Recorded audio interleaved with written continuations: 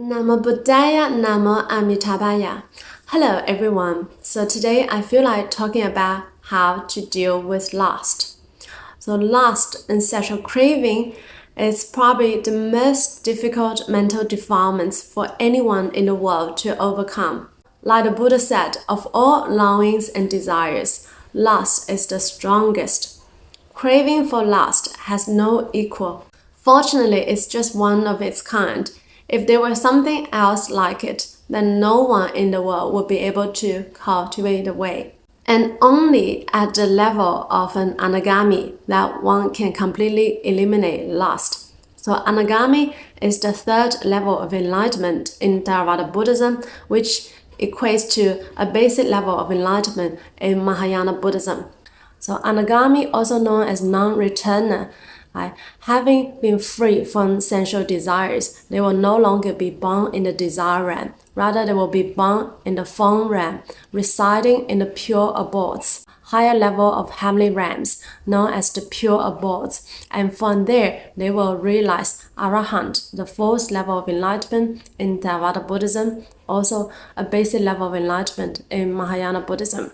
So 6 realms of reincarnations, the humans, the asuras, the heavenly beings, the hungry ghosts, the animals, and the hell realm. So all the 6 realms can also be divided into the triple realm, the desire realm, the form realm, and the formless realm. So for beings who are in the desire realm, so we are in the human realm and we're currently being trapped in the desire realm. We have desire for food, for lust, etc. Whereas for beings in the form realm, they no longer have desire for food, for lust, for the things that beings in the desire realm that are attached to. So the attachment of sensual craving is one of the major reasons why we are being trapped in the cycle of samsara, in the cycle of reincarnation. And this is indeed extremely difficult to overcome. Like I just said, you need to be an Anagami, the third level of enlightenment, in order to completely eliminate sensual craving. So even for a string enterer, once returner, so these are like the first 2 basic level of enlightenments in Theravada Buddhism, and also a basic level of enlightenment in Mahayana Buddhism. Even for this first very 2 baby steps in enlightenment, they cannot completely eliminate sensual desire yet. Only at the level of Anagami, then one can completely be free from sensual craving. So we can see how extremely difficult it is to actually eliminate sensual craving, eliminate lust. Being a lay Buddhist, one doesn't need to eliminate lust completely. Also impossible for most people to do it, like what we just talked about. But it's actually important to keep it under control, to not to overindulge in it. We said it's extremely difficult to eliminate, but it doesn't mean that there aren't ways that one can practice and to bring this under control. So before we talk about the methods that we can use to actually control lust, let's maybe talk about why we want to control it. Why shouldn't we just indulge in our sensual craving and, YOLO and all that? So to indulge in sensual craving too much is extremely unhealthy. It's not good for your physical, your mental, and your spiritual well-beings. For people who indulge in sexual craving too much, and they will have really poor health, men and women alike. And they will have a much higher chance to contract diseases such as STDs and, in some serious case, AIDS. And if their sensual cravings are not satisfied, they can feel really frustrated or sometimes even become angry, and they can act really unreasonably. If it's been satisfied sometimes, they can also feel physically and mentally weak and exhausted. So for people who indulge in sensual craving too much, they will usually end up in really poor health, especially in the later stage of their life. And also it can affect their relationships. For instance, if you commit sexual misconduct, you cheat on your partner, then your relationship will not be harmonious. And also in some serious case, for people who commit sexual misconduct such as rape and sexual abuse, they could end up in jail. It can destroy their careers and reputations. So there are just a lot of negative karmic consequences that will happen if one indulge in sensual craving too much. And if you believe in the law of karma, you believe that we are not just here for this lifetime, so it's not really YOLO, right? This physical body is temporary, but our mind, our consciousness still lives on. Right? We have past lives and also future lives. So the karma can also play out in our next life. For people with really strong sensual craving, most likely that they will be reborn in the lower realms, like the animal, hungry ghosts, and the hell realm. For people with really strong sensual craving, most likely in the hell realm. There is a type of hell where there are brass pillars that are burning. And for people with strong sensual craving, they will see these burning brass pillars like beautiful women or beautiful men, and then they will want to go and hold it and get it burned. So that's the punishment they will get in the hell realm, and for a long, long time. And this was not punished by anybody, but it was manifested through their karma, through the law of karma, through their own acts. And for people who like to walk around naked in the next life, most likely they will be born in the animal realm because animals don't wear clothes. So the law of karma is really fair, and we need to be really aware of what we do, what we say, and how we act. If you want to know more about the karmic retribution and the different types of hells, you can read the Ksitigharbha Sutra, the Fundamental Vows of the Bodhisattva Ksitigharbha, who is always in the hell realm to want to help save sentient beings there. And for people who produce videos such as pornography, contents like that, these people carry the worst karma, because not only that, they're destroying their own mind, they're also destroying the minds of millions of people in the world, destroying people's life. So these people definitely fall into the abyss hell after this life, like extremely evil karma for them. So I'm not trying to sort of scare people off here, right? The hell realms also do exist. The cycle of reincarnation is indeed real, and the law of karma is very fair. So we really need to be aware of what we do, what we say, and how we act in our everyday life. And if you think about lustful thoughts too much, then your mind will be really scattered and you cannot be focused on the things that you actually want to do, the things that are actually good for your life. And some people may say, it's just biological. But what we need to understand is that what's biological, it's also mental. It stems from the mind. Our body doesn't feel like that all the time unless our mind thinks of something or the mind sees something.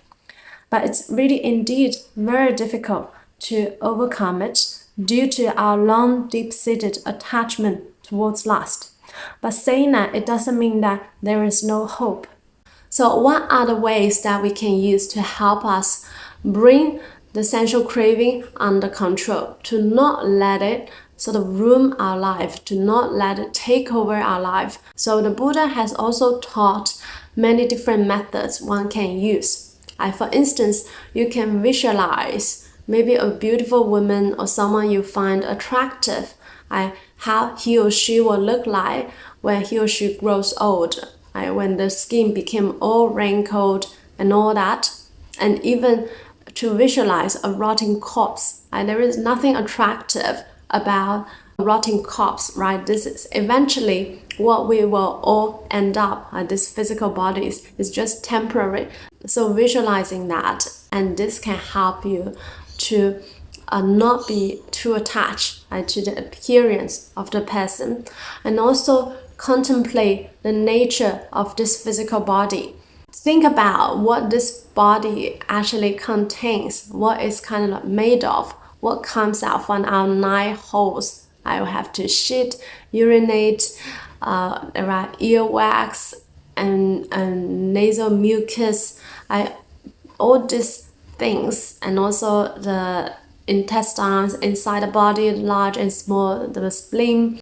So there is actually nothing too attractive about all this if we really contemplate deeply about this physical body. Even the most beautiful body in the world actually has a lot of impurities. It's actually filthy. It's like a skin bag full of filth.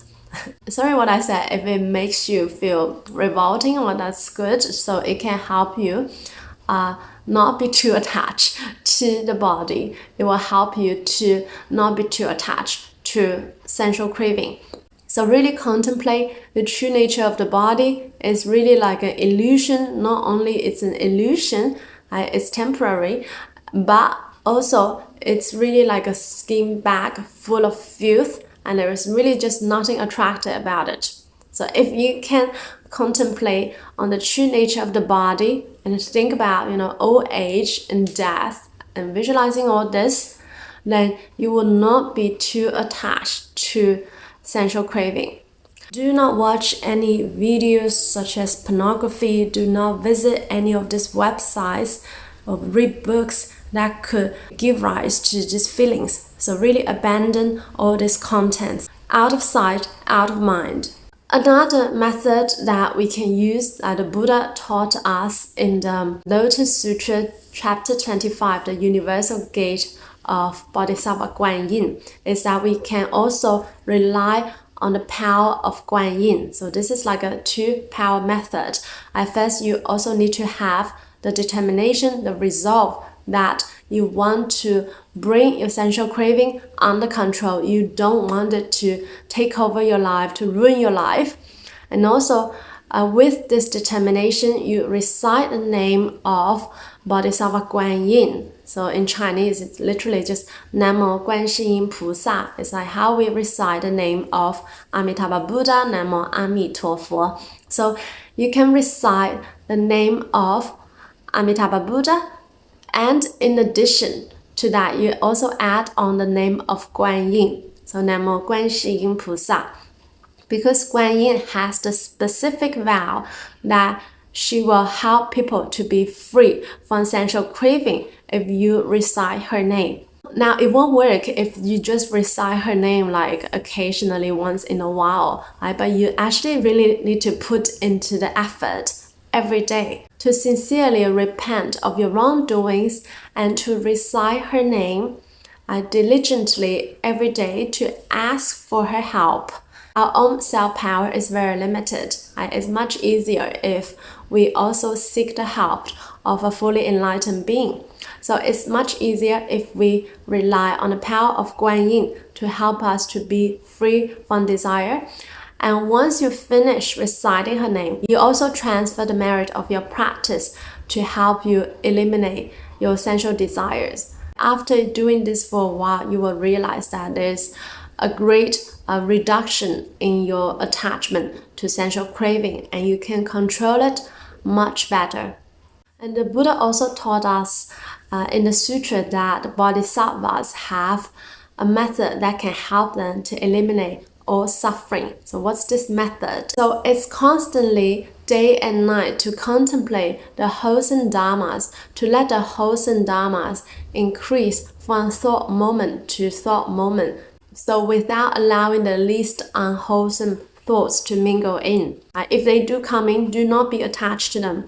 Do not give energy to them. Simply, again, focusing your mind on the wholesome dharmas. And the least unwholesome thoughts, they will go away if you don't give too much energy for them. Our spiritual practice is really moment to moment. It's not just that you practice a little bit every day, but if we can carry out this in most moments in our life, then we will definitely be successful. So for moment to moment, think about wholesome thoughts, wholesome dharmas, such as the name of Amitabha Buddha, And also the name of Guanyin. If you're really struggling with sensual craving, you can add on to the name of Guanyin, due to Guanyin's specific vow to help people to eliminate sensual desires. Engaging yourself with healthy activities, such as some exercise, and also reading books, the Buddhist books,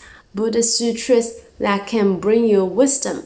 So occupy your mind with things that can actually increase the growth of our wholesome dharmas and not to allow the least unwholesome thoughts to come in. If they do come in, just ignore them. Do not give energy to them. Of course, this comes with practice. It needs a lot of effort and dedication, but with determination, with persistence, one can definitely bring sensual craving under control. And treat people you find attractive like your brothers and sisters when you are interacting with them, or if they're elder, like the mother. If you treat them like the relatives, then it can help you to eliminate those negative thoughts.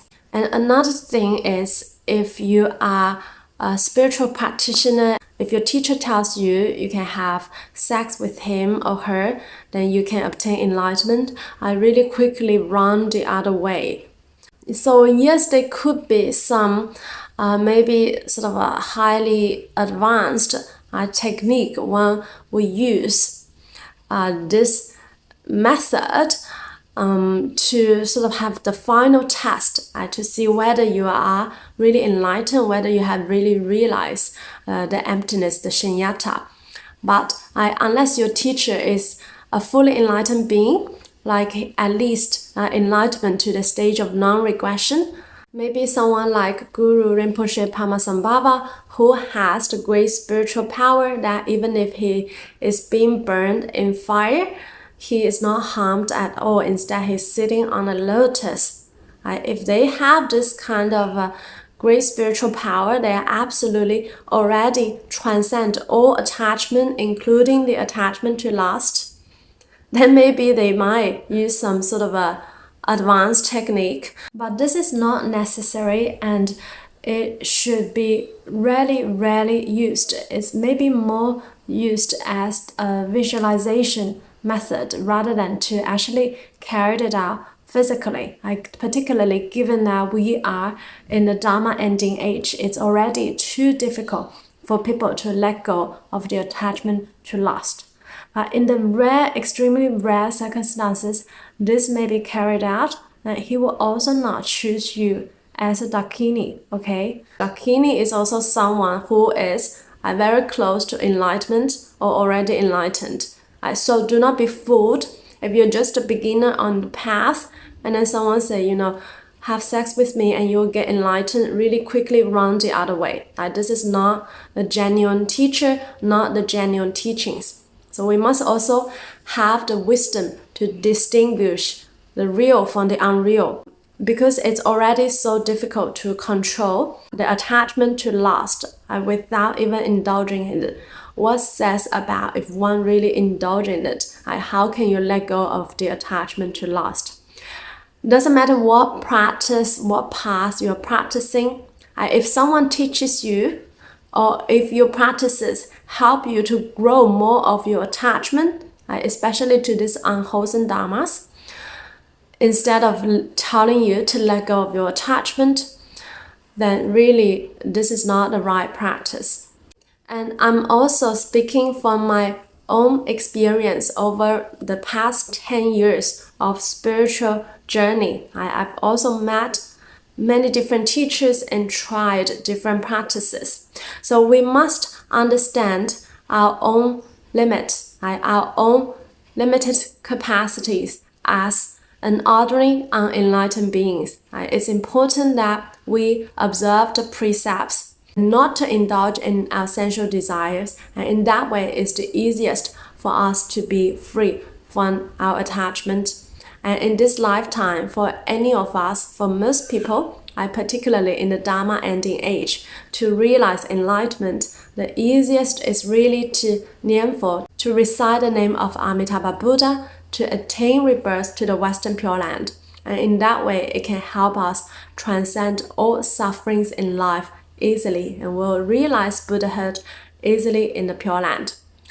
And in this life, if you're really struggling with sensual desires, then also add on the name of Guanyin. I recite the name of Guanyin with a sincere heart, repent of your past wrongdoings, and ask for Guanyin's help to help you free from sensual desires and to transfer the merit of your practice towards that purpose. And you will see the difference after some time. So I hope this helps. Namo Buddhaya, Namo Amitabhaya, Namo Amitofo, Namo Guanyin菩萨。